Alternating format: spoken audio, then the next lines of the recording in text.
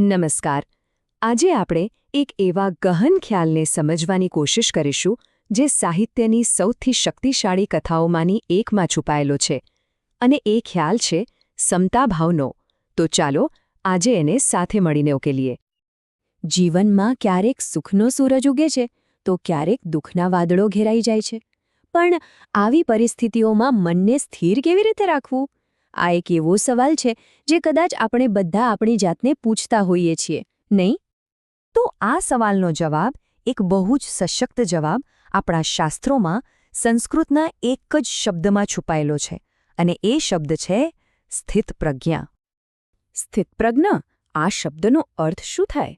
સ્થિતપ્રજ્ઞ એટલે એવી વ્યક્તિ જેની બુદ્ધિ, જેનું મન એકદમ સ્થિર હોય. મતલબ કે સુખ આવે તો એનાથી છકી ન જાય અને દુઃખ આવે તો એનાથી હારી પણ ન જાય. એમની ચેતના, એમની અંદરની શાંતિ બહાર ગમે તેવા તોફાનો ચાલતા હોય ને તો પણ અડગ રહે. અને જો આપણે આ સ્થિતપ્રજ્ઞના આદર્શનું કોઈ જીવંત ઉદાહરણ જોવું હોય તો ભગવાન રામથી ઉત્તમ બીજું કોણ હોઈ શકે, ખરું ને? એમનું આખું જીવન જ જાણે સ્થિતપ્રજ્ઞતાનો એક જીવંત પાઠ છે. ચાલો રામના જીવનના એ પ્રસંગને યાદ કરીએ જેણે બધું જ બદલી નાખ્યું, માત્ર એક જ રાતમાં.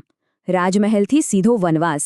પણ મોટો સવાલ એ છે કે શું આટલો મોટો ફેરફાર રામને બદલી શક્યો? જરા વિચારો તો ખરા. એક દિવસે આખું અયોધ્યા નગર રાજા બનવાના સમાચારથી ઝૂમી રહ્યું છે, અને બીજા જ દિવસે સવારે રાજ્યાભિષેક રદ, અને એના બદલે મળે છે 14 વર્ષના વનવાસનો આદેશ. ભાગ્યનો આનાથી મોટો ઉલટફેર બીજો કયો હોઈ શકે? પણ આ આખી ઘટનાનો જે સાચો સાર છે ને, એ તો ભગવાન રામની પ્રતિક્રિયામાં છુપાયેલો છે. આટલું બધું બદલાઈ ગયું છતાં એમનું મન કેવું રહ્યું? અને અહીં જ આપણને રામની અડગ સ્થિરતાના દર્શન થાય છે. જુઓ, જ્યારે એમને ખબર પડી કે તેઓ રાજા બનવાના છે, ત્યારે એમના ચહેરા પર કોઈ અતિશય આનંદ કે અભિમાન નહોતું. એમણે બસ એને કર્તવ્ય તરીકે સ્વીકાર્યો. અને બીજી બાજુ, જ્યારે એમને વનવાસ જવાનો કહેવામાં આવ્યો, ત્યારે કોઈ આઘાત કે નિરાશા પણ નહીં. એમની શાંતિ જેવી હતી એવી જ રહી. બસ એક જ ભાવ, સમતાનો. અને આ જ તો છે સ્થિતપ્રજ્ઞતા. ગોસ્વામી તુલસીદાસજીએ આ ભાવને રામચરિતમાનસમાં બહુ સુંદર રીતે વર્ણવ્યો છે. એ કહે છે, જે પ્રસન્નતા રાજ્યાભિષેકના સમાચાર સાંભળીને તેમના મુખ પર નહોતી, તેટલી જ ગ્લાની વનવાસના સમાચારથી પણ નહોતી. શું વાત છે! મતલબ કે સુખ હોય કે દુઃખ, કોઈ પણ પરિસ્થિતિ એમના મનની શાંતિ કે ચહેરા પરનું તેજ છીનવી શકી નહીં. પણ હવે મનમાં સવાલ એ થાય કે આટલી બધી અડગતા, આટલી સ્થિરતા આવી ક્યાંથી? રામ આવું કેવી રીતે કરી શક્યા?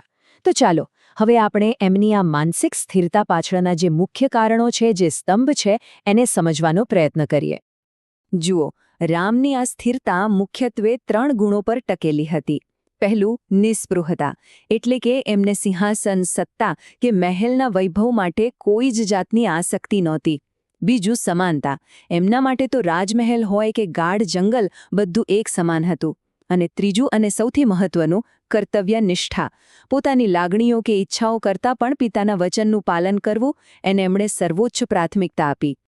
તો યાદ રાખજો, આ 3 ગુણો, નિસ્પૃહતા, સમાનતા અને કર્તવ્યનિષ્ઠા, આ જ છે સ્થિતપ્રજ્ઞતાના 3 મજબૂત આધારસ્તંભ.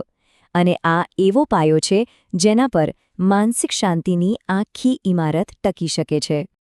તો ઠીક છે, આ તો થઈ રામાયણના સમયની વાત.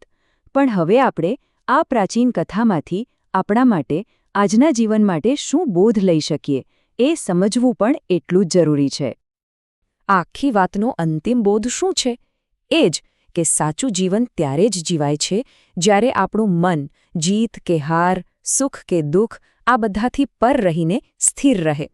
બહારની પરિસ્થિતિઓ તો બદલાતી જ રહેશે, પણ આપણી અંદરની શાંતિ, આપણું આંતરિક સંતુલન જાળવી રાખવું, એ જ જીવન જીવવાની સાચી કળા છે. આપણે રામના જીવનમાંથી સ્થિતપ્રજ્ઞતાનું એક ઉત્તમ ઉદાહરણ તો જોયું, પણ શું આપણે એ જાણવા માંગીએ છીએ કે ભગવદ્ ગીતામાં સ્વયં શ્રી કૃષ્ણે અર્જુનને સ્થિતપ્રજ્ઞની શું વ્યાખ્યા આપી હતી? એના લક્ષણો શું બતાવ્યા હતા?